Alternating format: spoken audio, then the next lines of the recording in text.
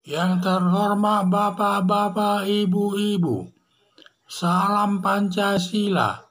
Bapak-Bapak, Ibu-Ibu yang melihat video saya ini, tolong jangan lupa subscribe, like, dan di-share.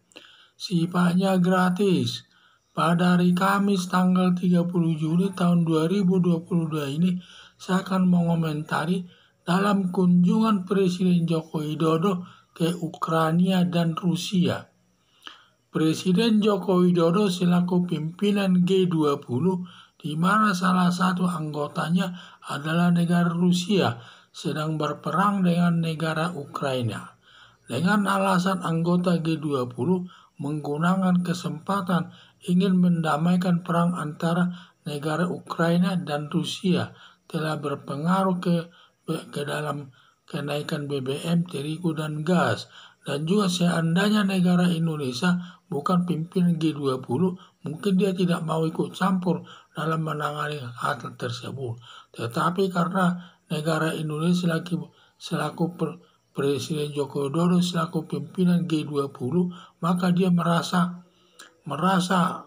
bertanggung jawab atas terjadinya perang antara negara Ukraina dengan Rusia tersebut, sehingga dia mengambil kesempatan tersebut untuk mendamaikannya. Karena hal itu semua baik, karena semua tindakan daripada Presiden Joko Widodo ini sudah ada diatur dalam Undang Dasar 45, bahwa negara ikut turut berperan dalam mendamaikan dunia. Itu ketentuan itu sekarang ini tepat berlaku, di mana negara Indonesia ikut berperan dalam mendamaikan negara Rusia dengan Ukraina.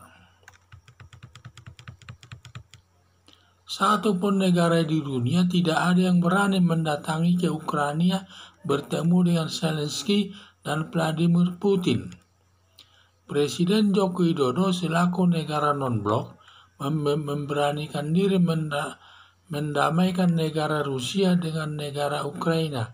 Salah satu alasannya karena perang kedua negara berakibat ke masalah ekonomi. Seluruh dunia kesulitan, terutama dalam pengadaan gas, gandum, BBM, dan termasuklah negara Indonesia merasakannya, kenaikan BBM dan terigu dan gas tersebut.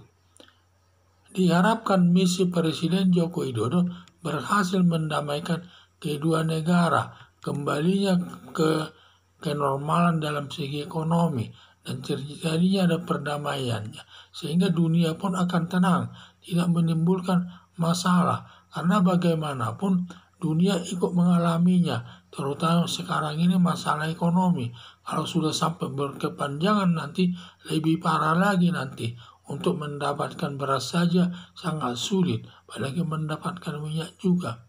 Jadi harapan saya bila berhasil akan membawa nama baik Indonesia ke dunia internasional. Kalaupun gagal, yang penting sudah ada upaya baik.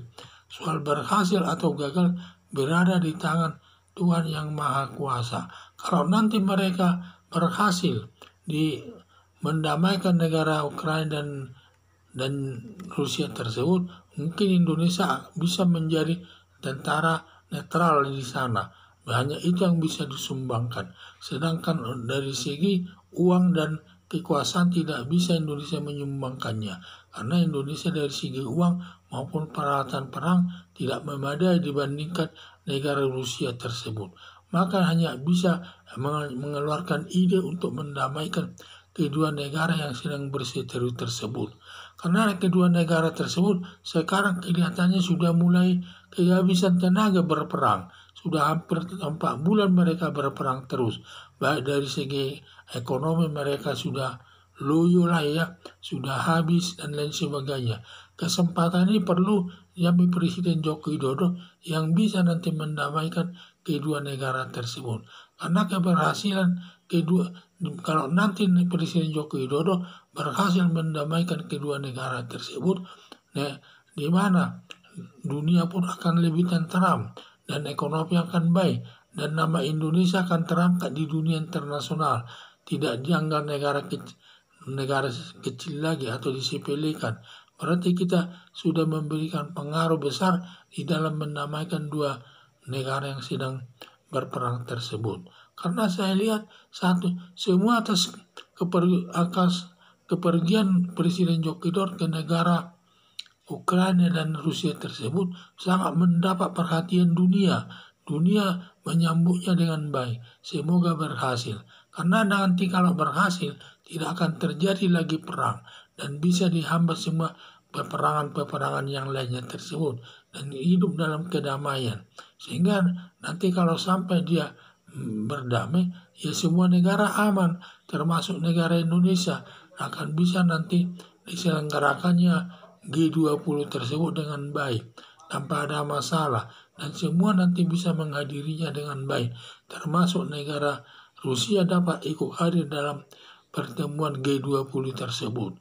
Jadi yang saya lihat, harapan saya agar misi Presiden Joko Widodo mendamaikan negara Rusia dan juga dengan negara Ukraina tersebut dapat berhasil dengan baik demi kepentingan seluruh rakyat seluruh dunia, dan khususnya masyarakat Indonesia akan mendapat nama baik di dunia internasional. Sekian dan terima kasih.